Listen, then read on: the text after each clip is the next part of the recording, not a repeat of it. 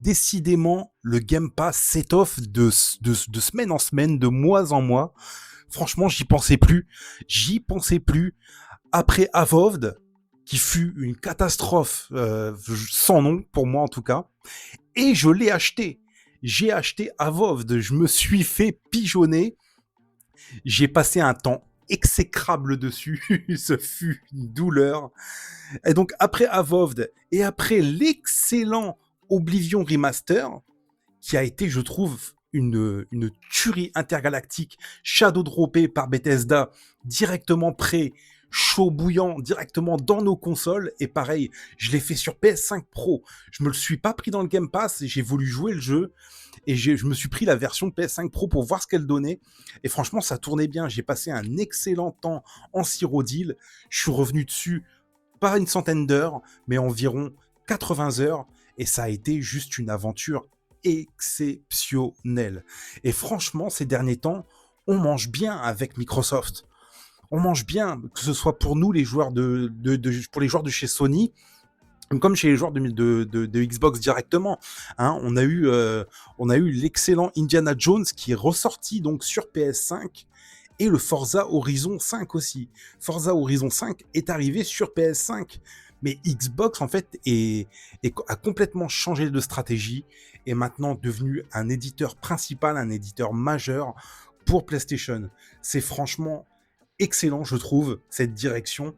Du coup, on peut profiter des exclusivités Xbox n'importe où, directement dans nos consoles. Et je me demande quel futur, quel est le prochain jeu.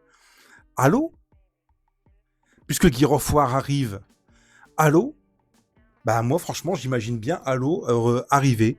J'imagine bien Hellblade 2 arriver. Hein. Pourquoi pas, franchement pourquoi pas. Donc du coup on a des informations sur Gear of War Reloaded. Moi, Reloaded. Et donc du coup ce sera un remaster du tout premier épisode sorti à l'époque sur Xbox 360 et qui fut pareil une grande claque à l'époque. C'était un truc de fou.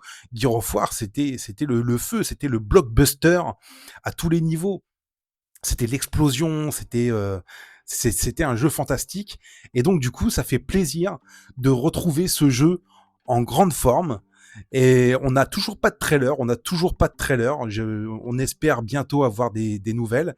Et il sort directement en out, donc il sort bientôt. Ça veut dire que on va pouvoir jouer bientôt à ce jeu.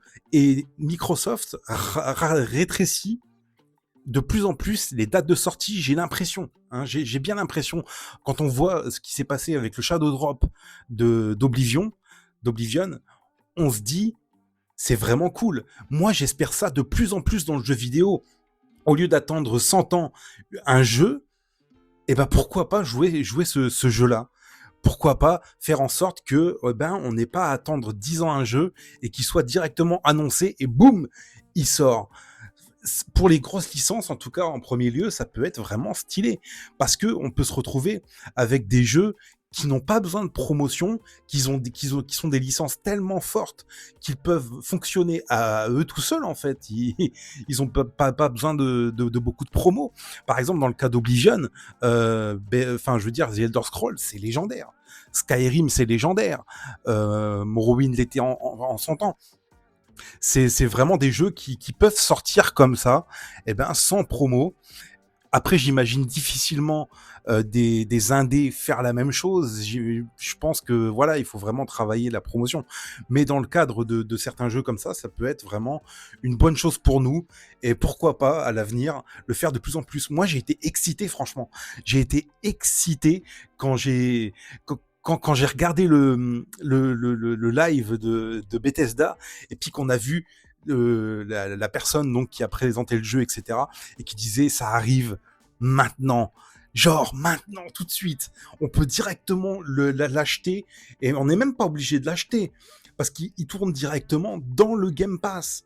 On l'a directement dans notre Game Pass. Et oui, c'est fantastique. Le Game Pass a toujours été, depuis qu'il existe, a toujours été une formidable porte d'entrée pour tous les joueurs de tous horizons. Mais là, c'est de mieux en mieux, c'est dingue. Tout ce qu'on a, quoi. Je veux dire, c'est incroyable. Il y a même les Call of Duty maintenant, il y a tout.